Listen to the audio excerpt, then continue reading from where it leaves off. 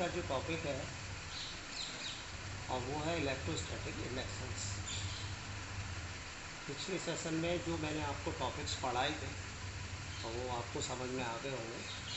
अगर कोई प्रॉब्लम है तो आप उसको शेयर कर सकते हैं व्हाट्सएप पर। इलेक्ट्रोस्टैटिक इंडक्शंस जैसे कि आप डायग्राम में देख रहे हैं, अगर हम एक कंडक्टिंग रॉड ले लें और उसको किसी इंसुलेटिंग स्टैंड पर कस दें और कसने के बाद एक ग्लास रॉड जिसके ऊपर पॉजिटिवली चार्ज है, तो ऑब्वियसली ग्लास रॉड पर पॉजिटिवली चार्ज तब आता है बाई रबिंग प्रोसेस से या बाई फ्रिक्शन प्रोसेस से। ऑब्वियसली जब हम ग्लास रॉड को सिल से रगड़ेंगे तो ग्लास रॉड एक पॉजिटिव चार्ज को एक्वायर कर लेती है। तो जैसे ही ग्लास रॉड को हम कंडक्टिंग रॉड के पास लेकर आते हैं तो कंडक्टिंग रॉड के अंदर जितने भी फ्री इलेक्ट्रॉन्स होते हैं वो ग्लास रॉड की तरफ अट्रैक्ट होते हैं। इस कारण कंडक्टिंग रॉड का एक सिरे पर जो है वो नेगेटिव चार्ज आ जाता है और दूसरा सिरा जो है वो डेफिशिएंट हो जाता है। हम ये कह सकते हैं कंडक्टिंग रॉड पर ये जो ए पॉइंट है, ए सिरा है, वहाँ पर एक्सेस ऑफ इलेक्ट्रॉन्स होंगे और दूसरे सिरे पर डेफिशिएंट ऑफ इलेक्ट्रॉन्स होंगे। हालांकि जितना चार्ज ए सिरे पर होगा उतना ही बी सिरे पर होगा। तो वास्तव में इलेक्ट्रोस्टैटिक इंडक्शंस एक ऐसा फिनोमेना है जिससे किसी भी कंडक्टर के ऊपर एक टेम्परेरी इलेक्ट्रिफिकेशन की घटना होती है। टेम्परेरी, परमानेंट नहीं होती, जिसके कारण कंडक्टिंग रॉड के ऊपर एक अपोजिट चार्ज अपीयर होता है इसके क्लोजर एंड पर। ठीक है, अब यहाँ पर अपोजिट चार्ज अपीयर हो रहा है क्योंकि ग्लास रॉड के ऊपर पॉजिटिव है, लेकिन इसके विपरीत बी सिरे पर कैसा होगा, सिमिलर चार्ज अपीयर होगा। यानी कि ये प्लस है तो ये भी प्लस होगा, लेकिन इस एंड पर प्लस और माइनस होंगे। ये कब, इन द प्रेजेंस ऑफ, जब हम इसके पास किसी ऐसी रॉड को, किसी ऑब्जेक्ट को लेकर आते हैं जिसके ऊपर एक पॉजिटिव चार्ज होता है। तो वास्तव में इलेक्ट्रोस्टैटिक इंडक्शन एक ऐसी फिनोमेना है जिसके कारण किसी भी कंडक्टर के ऊपर एक टेम्परेरी इलेक्ट्रिफिकेशन का प्रोसेस होता है, जिसके कारण उसके एंडों पर चार्ज अपीयर होते हैं। जिस रॉड को हम लेके आए हैं उसके उस वाले हिस्से पर पॉजिटिव, यानी कि उसका ठीक अपोजिट नेगेटिव चार्ज अपीयर होगा अपोजिट, और दूसरे एंड पर सिमिलर चार्ज अपीयर होता है। इस घटना को इलेक्ट्रोस्टैटिक इंडक्शन कहा जाता है। बहुत सारे एग्जाम्पल्स हैं आपकी बुक में जो आपको करने हैं। बोर्ड कुछ इस तरीके से इस टॉपिक के ऊपर क्वेश्चन पूछता है, डिस्क्राइब करो how to metal sphere can be oppositely charge by inductions. हम किस तरीके से, अगर हमें दो मेटल के स्फीयर दे दिए जाएँ तो उनको हम कैसे अपोजिटली चार्ज उनके ऊपर अपीयर होगा by the process of inductions के थ्रू। ठीक है, तो वहाँ पर जब हम क्वेश्चन को सॉल्व करते हैं तो हम क्या करें, दो मेटल के स्फीयर रखते हैं पास पास। ठीक है, तो जब वो प्रारंभ में रखेंगे तो उनके ऊपर कोई भी चार्ज नहीं होगा, और जब हम उनके पास किसी ग्लास रॉड को पास लेकर आएंगे तो स्फीयर के एक सिरे पर, जिसके पास हम ला रहे हैं नेगेटिव, और दूसरे सिरे पर पॉजिटिव चार्ज अपीयर होगा। मान लें अगर हम मेटल स्फीयर्स को दोनों एक दूसरे से थोड़ा थोड़ा दूर कर दें तो ऐसी स्थिति में जो पॉजिटिवली चार्ज ग्लास रॉड के पास जो स्फीयर है उस पर नेगेटिव चार्ज होगा उसके एंड पर, और दूसरे एंड पर मेटल स्फीयर पर पॉजिटिव चार्ज होगा। अगर हम ग्लास रॉड को भी हटा लें तो ऐसी स्थिति में दोनों स्फीयर पर उनके जो आमने सामने के जो सिरे हैं उन पर प्लस और माइनस चार्ज अपीयर होगा। और ठीक इसके अलावा अगर हम दोनों स्फीयर को नेक्स्ट कंडीशन में अलग अलग कर दें, एक दूसरे से दूर कर दें, तो ये चार्ज जो है वो पूरी तरीके से दोनों स्फीयर पर फैल जाएगा। यानी कि पहले वाले पर नेगेटिव चार्ज स्प्रेड हो जाएगा और दूसरे पर पॉजिटिवली चार्ज स्प्रेड हो जाएगा।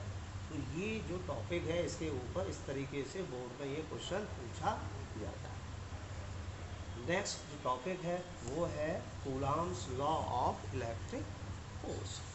वास्तव में इलेक्ट्रिक फोर्स आपको मैंने स्टार्टिंग में बताया था, इलेक्ट्रिक चार्ज एक ऐसा इंट्रिंसिक प्रॉपर्टी है किसी भी एलिमेंट्री पार्टिकल ऑफ मैटर जिसके ऊपर क्या लगता है, एक फोर्स प्रदान लगता है, यानी कि उनके बीच में एक फोर्स लगता है। तो जब भी हम चार्ज की बात करते हैं तो ऑब्वियसली हम फोर्स को कैलकुलेट करते हैं। तो Coulomb's law of electric force भी इस चीज़ को बता रहा है। मान लो दो स्टेशनरी पॉइंट चार्ज है, कैसे हैं, स्टेशनरी है, और वो एक दूसरे से कुछ दूरी पर रखे हुए हैं, तो उनके बीच में क्या लगेगा, या तो फोर्स ऑफ अट्रैक्शन लगेगा या फोर्स ऑफ रिपल्सन लगेगा।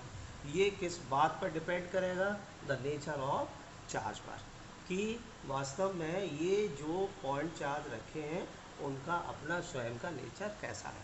हम जानते हैं लाइक चार्ज रिपेल्स करते हैं, अनलाइक एक दूसरे को अट्रैक्ट करते हैं। चलिए, तो Coulomb's law of electric force में दो चीज़ें निकल कर आती हैं, एक फोर्स ऑफ अट्रैक्शन या रिपल्सन होगा दो स्टेशनरी पॉइंट चार्ज के बीच में, और क्या कंक्लूजन निकल के आता है कि इन दोनों चार्ज के बीच, मान लो दो चार्ज है, एक Q1 है Q2, कितनी दूरी पर रखे हुए हैं, r डिस्टेंस पर रखे हुए हैं। तो ऑब्वियसली इनके बीच में लगने वाला फोर्स डायरेक्टली प्रोपोर्शनल किसके होगा, the product of the magnitude of the two charge, यानी कि ये जो चार्ज हैं इनका अगर हम प्रोडक्ट ले लें इनके मैग्नीट्यूड का, तो वो उसके डायरेक्टली प्रोपोर्शनल होगा। Mathematically F is proportional Q1 Q2. Second, it is also inversely proportional to the square of the distance between them.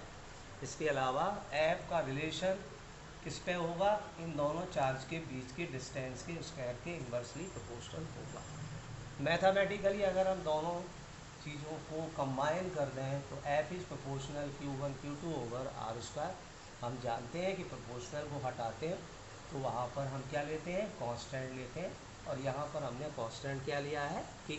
तो फॉर्मूला आपका हो गया Coulomb's law of electrostatic force का, F बराबर K Q1 Q2 over R square. यहाँ पर K क्या है, कांस्टेंट ऑफ प्रोपोर्शनलिटी है, जिसको हम इलेक्ट्रोस्टैटिक फोर्स कांस्टेंट कहते हैं।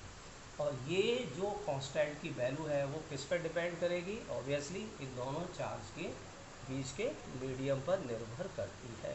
चलिए, इन केस जब दो चार्ज लोकेटेड हों मैथमेटिकली किसी फ्री स्टेट में, तब कांस्टेंट ऑफ प्रोपोर्शनलिटी की वैल्यू होती है 1/4πε0।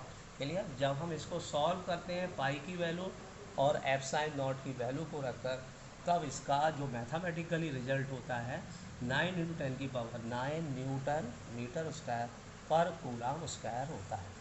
यहाँ पर ε0 परमिबिलिटी है ऑफ फ्री स्पेस, इसलिए F की वैल्यू कितनी होगी, यानी कि दो चार्ज के बीच लगने वाले फोर्स की वैल्यू कितनी होगी, 1/4πε0 Q1 Q2 over R square.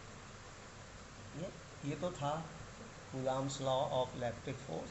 यहाँ पर अगर हम इसकी यूनिट देखें चार्ज की, चार्ज को हम लोग किस में नापते हैं, कूलम्ब्स में।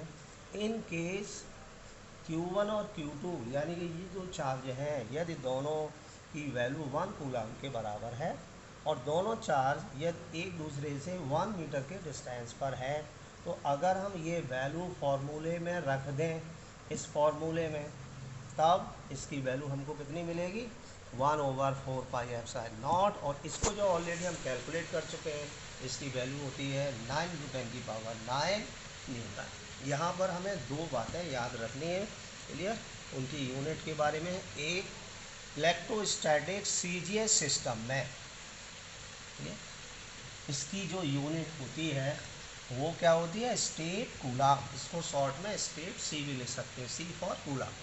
और मैथमेटिकली 1 कूलम्ब इक्वल होता है 3 × 10⁸ state coulomb. Second, electromagnetic CGS system में इसकी यूनिट होती है AB कूलम्ब। क्लियर, यानी कि 1 coulomb equal to 1/10, mathematical relation है AB column clear, 1/10 E dot E M dot U of charge, यानी कि E M U of charge के बराबर होती है। तो Coulomb's law of electrostatic force वास्तव में हमें किसको बता रहा है, फोर्स ऑफ अट्रैक्शन या फोर्स ऑफ रिपल्सन किसके बीच में, टू स्टेशनरी पॉइंट चार्जेस के बीच है।